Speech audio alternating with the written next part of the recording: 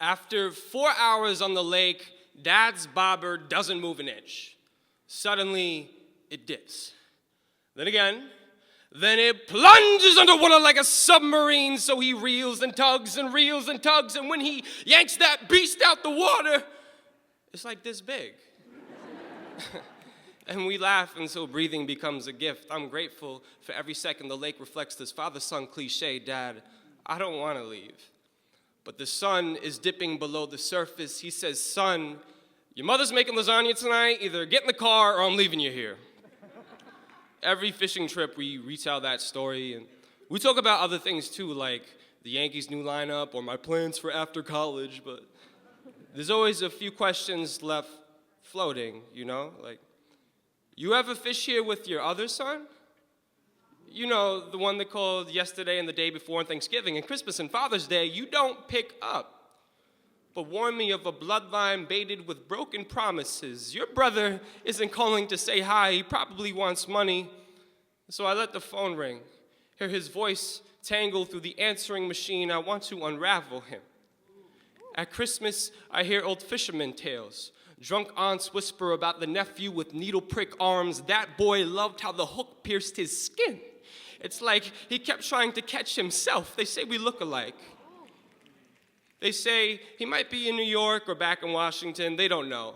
Chris has always been a floater. Swam to Grandma's funeral, though.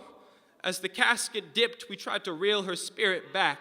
And behind everyone, my brother stood still, camouflaged amongst the tombstones. You know, the ones people just stop visiting after a while.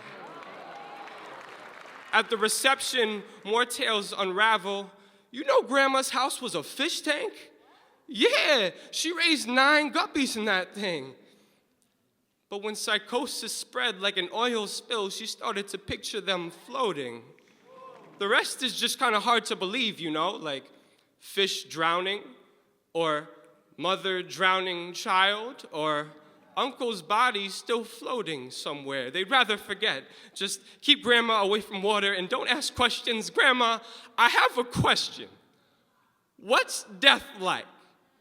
Is it like a sun dipping below the surface and never coming back? Answer me. Answer me, Grandma. Answer the phone today. Hello? Hi, brother, it sounded like his head was bobbing underwater or something.